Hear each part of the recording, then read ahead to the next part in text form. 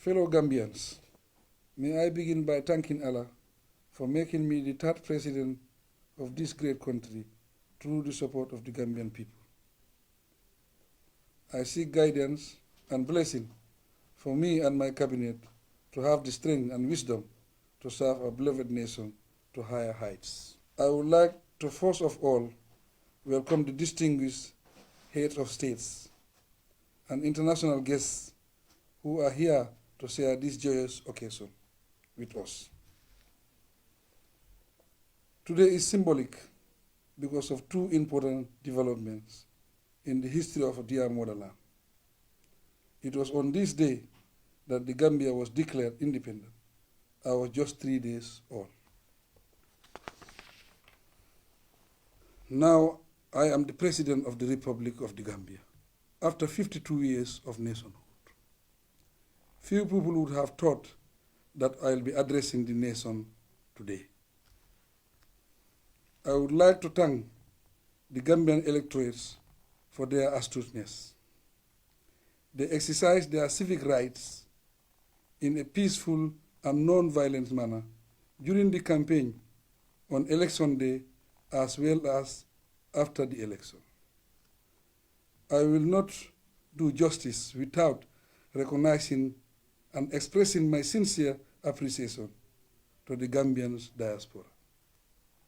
They spent time and resources to support my candidacy through the social media.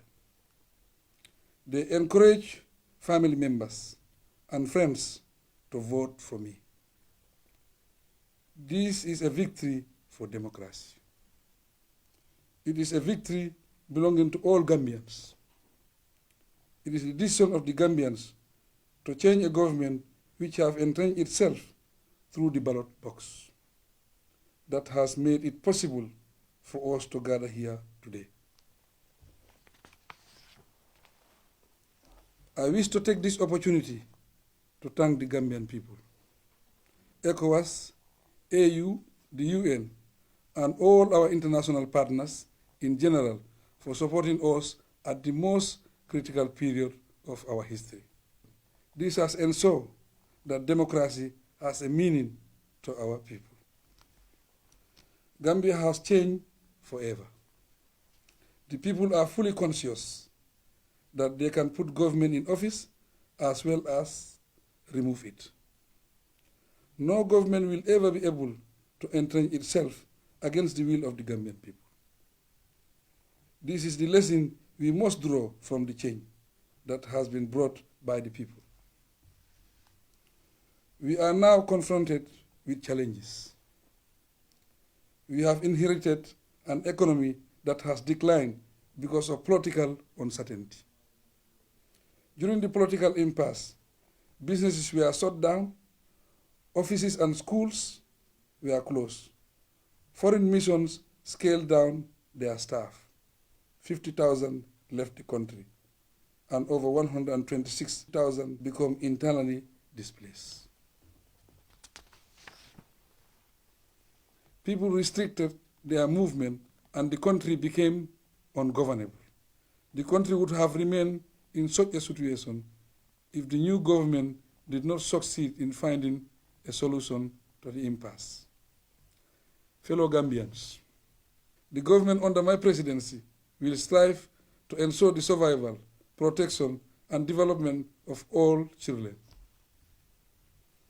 The Ministry of Health and Social Welfare is charged with the responsibility of doing an inventory on the needs of the hospitals in the country in order to determine the inputs necessary to upgrade health services.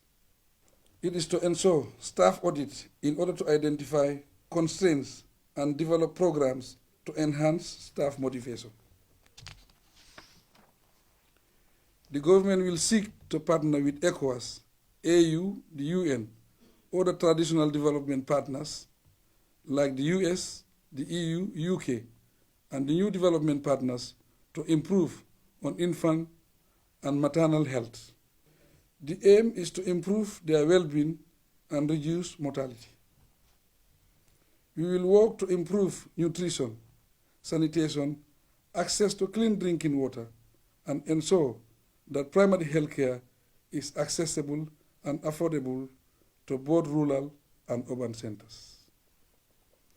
The law of the land instructs that basic education shall be free, accessible and compulsory.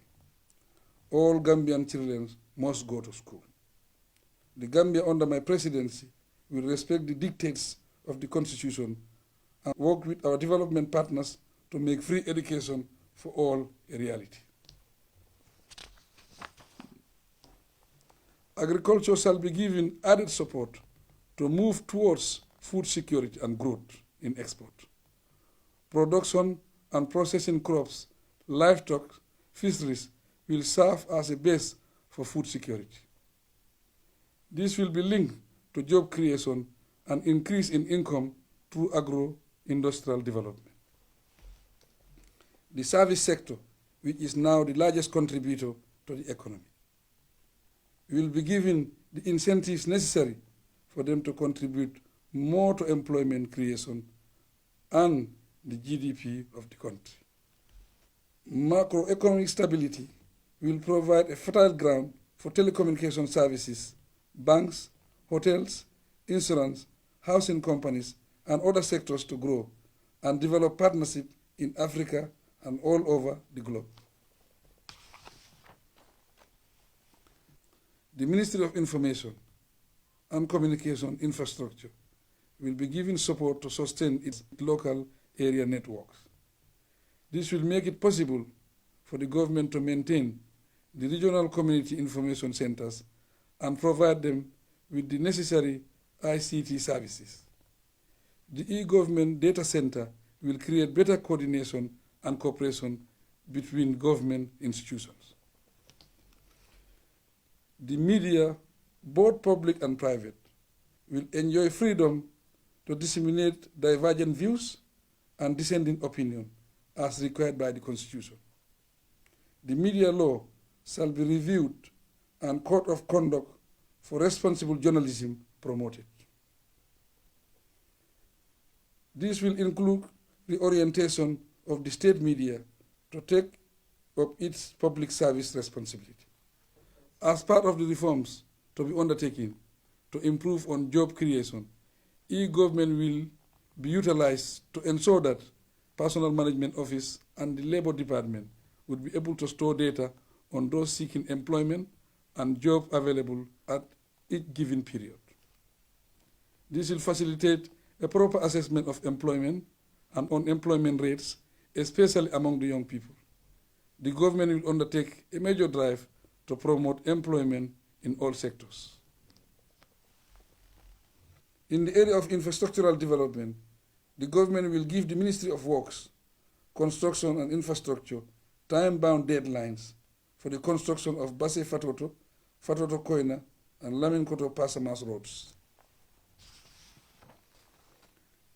The ministry will undertake to identify all key feeder roads in the country that require feasibility studies to prepare solid plans to source funds for their construction.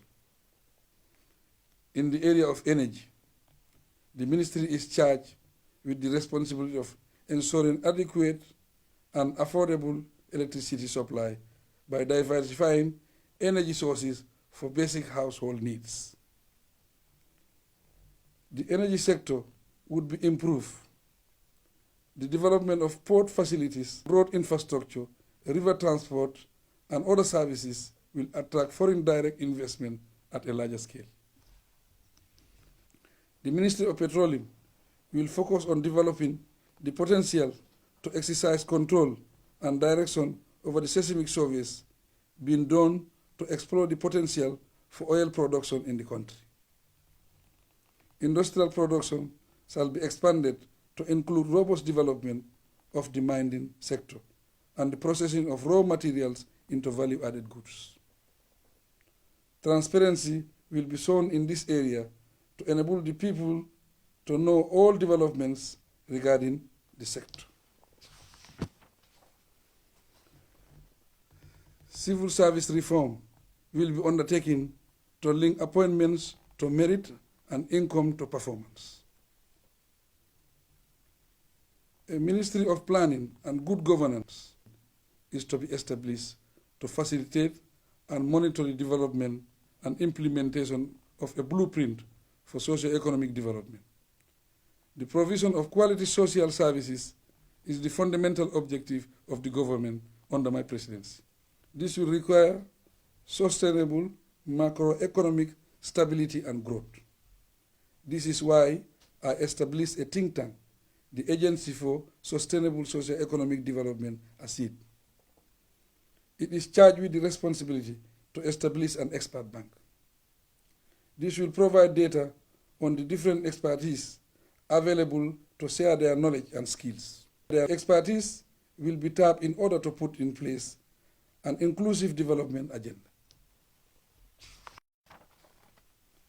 Regional administration will be done by civil servants, not political appointees. The pay and grading structure of the civil service will be reviewed, and pensioners will also benefit from the reforms. State enterprises are to be reviewed with the view to adopt policies that would ensure they pay dividends to government instead of being a liability. The government will undertake key constitutional and legal reforms, which will be highlighted in my first address to the National Assembly. It intends to enforce constitutional provisions that are entrenched to protect the fundamental rights of the citizens. Orders have already been given for all those detained without trial to be released. The Attorney General and Minister of Justice will receive information regarding all those who are arrested without being traced. An appropriate commission would be established to conduct inquiries into their disappearances. A Human Rights Commission will be established without delay to complement initiatives of the Attorney General. The National Council for Civic Education will be provided with the facilities to conduct civic education to promote national reconciliation in collaboration with other organizations that are set up to promote national unity and reconciliation. The judiciary will receive adequate support in terms of personnel and independence to enable it to deliver justice without fear or favor. The Gambia during the impasse knows what solidarity means. Senegal have proven to be a friend in times of need. The people of Senegal hosted the people who fled, and the government hosted me as president-elect, and worked hand in gloves with ECOWAS, the AU, UN, and the international community in general to ensure that the verdict of the Gambian people is not violated. In this regard, my first trip as head of state will be to Senegal so that we could discuss and conclude on matters such as the Senegambia Bridge, our common borders, the status of the Senegal-Gambia Secretariat, and other outstanding issues. We want the relationship between the two countries to be model for African integration. I would like to give special thanks to President Ellen Johnson Sirleaf, the chair of ECOWAS, President Mohamed Buhari of Nigeria, President Anes Bai Kuruma of Sierra Leone, and former President John Dramani Mahama of Ghana, who undertook the forced mediation efforts. I cannot conclude without adding the names of President Alpha Conde of Guinea and President Abdul Aziz of Mauritania, who stepped in at the right time. My special gratitude is also extended to my host, President Macky Sall of the Republic of Senegal. I was given a choice by ECOWAS to stay in Liberia, Nigeria, or Senegal during the impasse. I chose Senegal because of the fact that we are the same people occupying two different countries. I must say I made the right choice and received the greatest hospitality. Fellow Gambians, I would like to conclude by emphasizing that for 22 years, the Gambian people yearn to live in a country where our diversity will be bridged by our tolerance, and our determination to work together for the common good. We decided to form a coalition so that those speaking Jola, Sarahule, Aku, Manjago, Mandinka, Fula, Wolof, and all other groupings would ensure that we build one Gambia, one nation, one people. Justice will guide our action, and this government intends to maintain that spirit of national unity. The whole world supports us, and the Gambia will remain a beacon of peace and hope for others to draw lessons from. Long live the Republic, long live the United People of the Gambia, and forward ever, backward never.